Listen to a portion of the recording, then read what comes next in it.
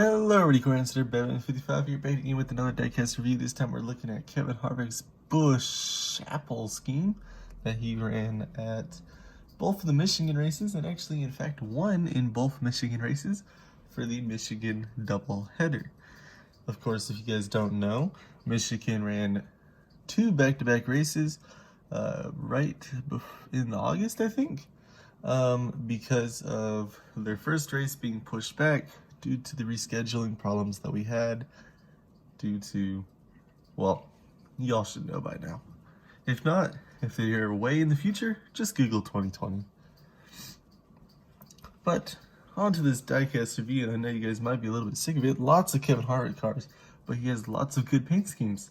So that's my excuse there. Also, it's kind of nice to have a red scheme, especially since all of his are kind of blue. I mean, yeah, they're pretty much all blue. I have some shade of blue, so nice to have one that's not. Alright, out of the front of the car, you got Ford, Mustang, Ford, Stewart, Haas Racing. You got the Busch Light Apple logo, as well as the NASCAR Cup Series logo, and the Ford's emblems. Down the driver's side, you have the NASCAR Cup Series logo, NASCAR Race Car logo. You got Ford, got a little Busch Light Apple can. Also, just quick reminder, this car does come on a base. Obviously, I kind of got rid of mine since it doesn't pose very well when it's hovering off the ground. And also, fair warning, if you are cutting the base, please be very careful, as not only could you injure yourself, but you can injure the car. So, yeah, first time I ever screwed up a diecast. I'm not very happy about it. But, at least it's on the passenger side. All my diecast are driver's side posed, obviously. So, anyways, back to the review. Here we got Busch, got Light, Apple, and then you got Haas, Jimmy John's, and Hunt Brothers Pizza, all under the American Ethanol logo. Up here you got Kevin Harvick's name, as well as a flag that cannot be identified because it's red on red. Kind of looks like the American flag, but I could be wrong. Also, you have a bunch of winner sticker logos, specifically 4 of them. One of them looks to be a little screwed up. But yeah, you got 4 of them. On the B post, you got Ford, Mobile One, Haas, Fields, and Hunt Brothers Pizza. And you got Mobile One over here.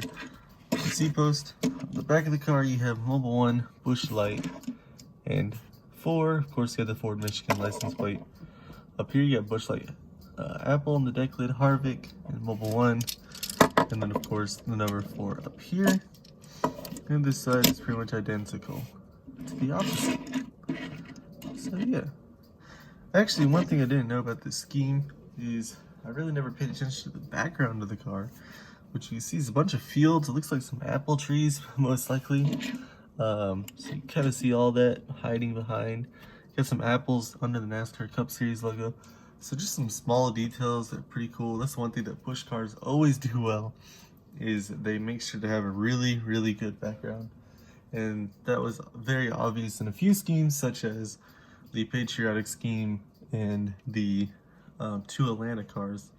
Of course, this one, it's red, or different shades of red, I guess. So it's more blend in, kind of like the original Busch Light cars, except for those were blue. For example, like this one right here, you see it has those mountain details kind of hidden into it versus the red. So that's pretty neat. But yeah, as for this diecast, I highly recommend it. The shade of red is actually a little bit lighter than I thought it would be, but it still looks really good. It's kind of an orangish red. Depending on the light, or I guess more of a pinkish red would be the best way to say it. But it looks really good, and I actually don't know how it compares to the real life thing. So yeah, also like I said, fair warning, as you can see, got a nice big cut down the side, so if you decide that you want to cut your base off, please make sure that you have really steady hands, or that the person who does it has steady hands. So yeah, be really careful. So, like I said, as for this diecast, if you're a Harvick fan, recommend it. If you're Busch fan of their schemes and all that, I recommend it. But I will say, if you can only get one Busch scheme this year, this is probably not going to be the scheme you want to get unless you have your own personal reasons. I would recommend something more like the Atlanta scheme, as that one pops out a lot more. Yeah.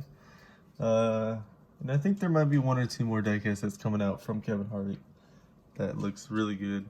I just can't think of them right now. Another one at Daytona Road Course was really good. So, if you could only buy one of them, probably won't buy this one. If you could buy all of them, obviously you're going to buy this one. If you're a Kevin Harvick fan, you're obviously going to buy this one, you know, whatever. But I do really like it. I think a lot of people really like it. Could be wrong there. But yeah, by your own discretion. Anyways, though, that's going to conclude this diecast review. This is Court Hansen, or Badman55, signing out.